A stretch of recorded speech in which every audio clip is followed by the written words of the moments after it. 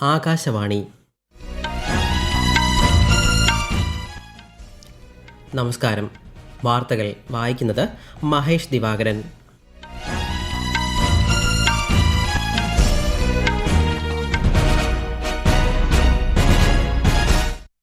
പ്രധാന വാർത്തകൾ. ഹർ ഘർ തിരങ്ക യജ്ഞത്തിന് വർണ്ണാഭ തുടക്കം. രാജ്യവ്യാപക ജനകീയ മുന്നേറ്റമെന്ന് ഉപരാഷ്ട്രപതി CP രാധാകൃഷ്ണൻ. എല്ലാ പൗരന്മാരും പങ്കാളികളാകണമെന്ന് പ്രധാനമന്ത്രി നരേന്ദ്രമോദി.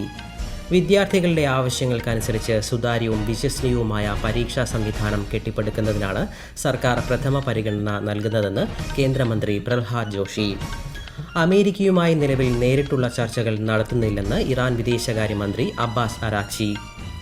2025 സംസ്ഥാന കാർഷിക പുരസ്കാരങ്ങൾ പ്രഖ്യാപിച്ചു. സമഗ്ര സംഭാവനയ്ക്കുള്ള പുരസ്കാരം ചെറുവയൽ രാമന്. ശക്തമായ മഴയുടെ പശ്ചാത്തലത്തിൽ കേരളത്തിൽ 7 ജില്ലകളിൽ മഞ്ഞ ജാഗ്രത. കേരളം, കർണാടക, ലക്ഷദ്വീപ് തീരങ്ങളിൽ ഇന്നും നാളെയും മത്സ്യബന്ധനത്തിന് വിലക്ക്. ഡ്യൂറന്റ് കപ്പ് ഫുട്ബോളിൽ ഇന്ത്യൻ നേവിക്കെതിരെ ട്രാവു FCക്ക് ജയം. വാർത്തകൾ വിശദമായി. ഹർ ഘർ തിരങ്ക യജ്ഞത്തിന് രാജ്യത്ത് വർണ്ണാഭ തുടക്കം. യജ്ഞം രാജ്യവ്യാപക ജനകീയ മുന്നേറ്റമായി മാറിയെന്ന് ഉപരാഷ്ട്രപതി CP രാധാകൃഷ്ണൻ പറഞ്ഞു. യജ്ഞത്തിന്റെ ഭാഗമായി ആൻഡമാൻ നിക്കോബാറിലെ ശ്രീവിജയപുരത്തെ ഫ്ളാഗ് ഓഫ് പോയിന്റിൽ അദ്ദേഹം ദേശീയ പതാക ഉയർത്തി. ക്വിറ്റ് ഇന്ത്യ ദിനത്തിൽ ഹർ ഘർ തിരങ്ക യജ്ഞം ആരംഭിക്കാൻ കഴിഞ്ഞതിൽ അഭിമാനമുണ്ടെന്ന് ഉപരാഷ്ട്രപതി CP രാധാകൃഷ്ണൻ പറഞ്ഞു. It is indeed a pleasure to launch this campaign today on the August Kranti Divas as we commemorate the Quit India movement of 1942. Millions of Indians responded to this call and rose against the British with the unwavering resolve of do or die on this day. പ്രവർത്തിക്കുക അല്ലെങ്കിൽ മരിക്കുക എന്ന മഹാത്മാഗാന്ധിയുടെ ആഹ്വാനത്തിൽ നിന്ന് പ്രചോദനം ഉൾക്കൊണ്ട് quit India സമര പങ്കാളികൾ രാജ്യത്തെ ഒന്നിപ്പിച്ചുവെന്ന് ഉപരാഷ്ട്രപതി വ്യക്തമാക്കി. പ്രധാനമന്ത്രി നരേന്ദ്രമോദിയും ക്വിറ്റ് ഇന്ത്യ സമരധീരർക്ക് ശ്രദ്ധാഞ്ജലി അർപ്പിച്ചു. ഹർ ഘർ തിരങ്ക യജ്ഞത്തിൽ രാജ്യത്തെ എല്ലാ പൗരന്മാരും പങ്കെടുക്കണമെന്ന് പ്രധാനമന്ത്രി നരേന്ദ്രമോദി. മൂവർണ്ണം രാജ്യത്തിന്റെ അഭിമാനമാണെന്നും എല്ലായ്പ്പോഴും ഏറ്റവും മികച്ചത് നൽകാനുള്ള പ്രചോദനമാണെന്നും അദ്ദേഹം സമൂഹ മാധ്യമത്തിൽ കുറിച്ചു. സ്വാതന്ത്ര്യ ദിനാഘോഷങ്ങളുടെ ഭാഗമായുള്ള ഹർ ഘർ തിരങ്ക യജ്ഞം രാജ്യമെമ്പാടും ആഘോഷിക്കുകയാണ്. ദേശീയ ഐക്യം ശക്തിപ്പെടുത്തുന്നതും ഇന്ത്യയുടെ സാംസ്കാരിക പാരമ്പര്യം പ്രോത്സാഹിപ്പിക്കുന്നതും ലക്ഷ്യമിട്ട് 2022 ഹർ ഘർ തിരങ്ക യജ്ഞത്തിന് തുടക്കമായത്. വിശദാംശങ്ങളിലേക്ക്. രാജ്യത്തെ ഏറ്റവും വലിയ ജനപങ്കാളിത്ത പ്രസ്ഥാനങ്ങളിലൊന്നായി മാറിയ ഹർ ഘർ തിരങ്ക യജ്ഞം 5ാം വർഷത്തിലേക്ക് കടക്കുകയാണിപ്പോൾ. യജ്ഞത്തിന്റെ ഭാഗമായി ലോകമെമ്പാടുമുള്ള 200-ലധികം ഇന്ത്യൻ എംബസികൾ, ഹൈക്കമ്മീഷനുകൾ, കോൺസുലേറ്റുകൾ എന്നിവിടങ്ങളിൽ നിരവധി പരിപാടികൾ സംഘടിപ്പിക്കും. പുതുച്ചേരിയിൽ നടന്ന ഹർ ഘർ തിരങ്ക യാത്ര കേന്ദ്ര ആഭ്യന്തരമന്ത്രി അമിത്ഷാ ഫ്ളാഗ് ഓഫ് ചെയ്തു. Lieutenant governor K. കൈലാസ്നാഥൻ ഉൾപ്പെടെയുള്ളവർ പങ്കെടുത്തു. ഡൽഹിയിൽ ലോക്സഭാ MP ബാൻസുരി സ്വരാജ് പിലാഞ്ചി ഗ്രാമത്തിൽ നിന്ന് ഗ്രേറ്റർ കൈലാസിലേക്ക് തിരങ്ക യാത്ര നടത്തി. ഈ മാസം 17 വരെ ഹർ ഘർ തിരങ്ക പ്രചാരണം നീണ്ടുനിൽക്കും. ഇന്ത്യയുടെ ദേശീയ ഗീതമായ വന്ദേമാതരത്തിന്റെ 150ാം വാർഷികത്തോടനുബന്ധിച്ച് നടക്കുന്നതിനാൽ ദേശസ്നേഹത്തിന്റെ അതുല്യമായ ആഘോഷത്തിൽ ദേശീയ പതാകയെയും ദേശീയ ഗീതത്തെയും ഒന്നിച്ചു ചേർക്കുന്നു എന്നതാണ് ഈ വർഷത്തെ ഹർ ഘർ തിരങ്ക യജ്ഞത്തിന്റെ പ്രത്യേകത. News desk, Akashvani. വിദ്യാർത്ഥികളുടെ ആവശ്യങ്ങൾക്കനുസരിച്ച് സുതാര്യവും വിശ്വസനീയവുമായ പരീക്ഷാ സംവിധാനം കെട്ടിപ്പടുക്കുന്നതിനാണ് സർക്കാർ പ്രഥമ പരിഗണന നൽകുന്നതെന്ന് കേന്ദ്ര വിദ്യാഭ്യാസ മന്ത്രി പ്രഹ്ലാദ് ജോഷി. നാഷണൽ ടെസ്റ്റിംഗ് ഏജൻസിയുമായി ബന്ധപ്പെട്ട് വിദ്യാഭ്യാസ മന്ത്രാലയത്തിലെ ഉന്നത ഉദ്യോഗസ്ഥരുമായി ന്യൂഡൽഹിയിൽ കൂടിക്കാഴ്ച നടത്തുകയായിരുന്നു അദ്ദേഹം. പബ്ലിക് സർവീസ് കമ്മീഷൻ പരീക്ഷയിലെ ക്രമക്കേടുകളിൽ വിദ്യാർത്ഥി സംഘടനകൾ ഝാർഖണ്ഡിൽ നടത്തുന്ന സമരം തുടരുന്നു. റാഞ്ചിയിൽ വിദ്യാർത്ഥികളും സംസ്ഥാന സർക്കാരുമായി ഇന്ന് 3ാം വട്ട ചർച്ചകൾ നടന്നു.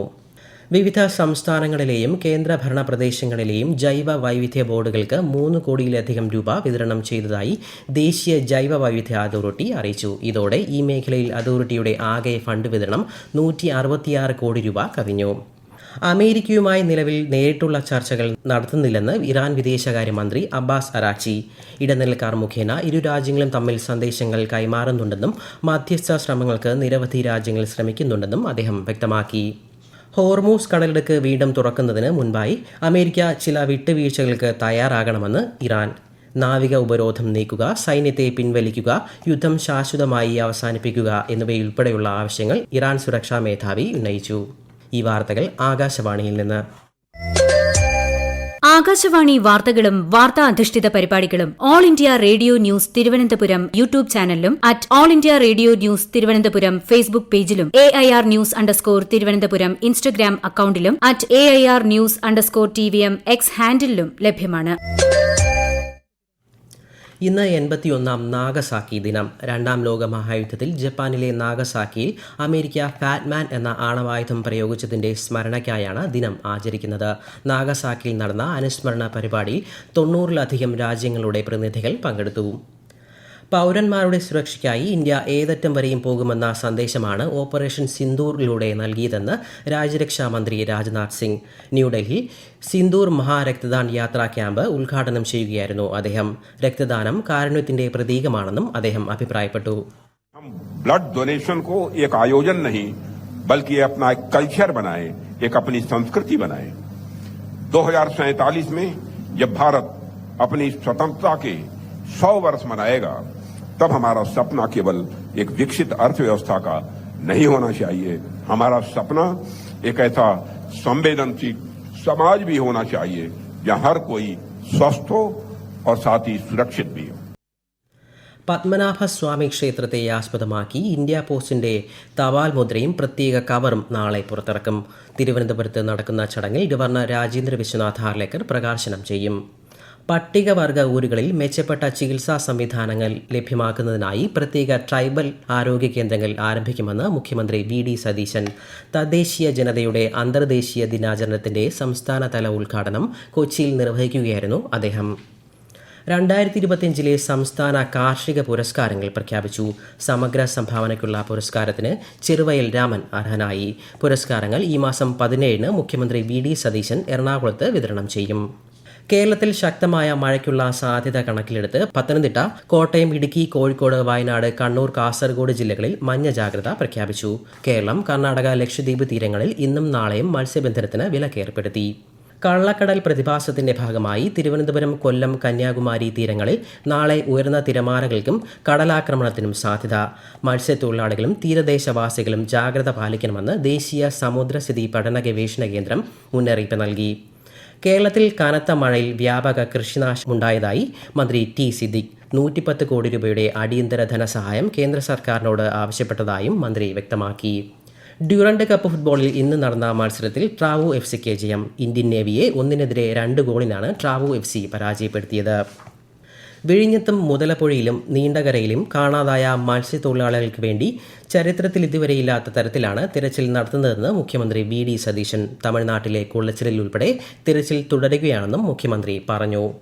മത്സ്യത്തൊഴിലാളി കുടുംബങ്ങൾക്ക് തികഞ്ഞ അവഗണനയാണ് സംസ്ഥാന സർക്കാരിന്റെ ഭാഗത്തു നിന്ന് ഉണ്ടാകുന്നതെന്ന് BJP സംസ്ഥാന അധ്യക്ഷൻ രാജീവ് ചന്ദ്രശേഖർ.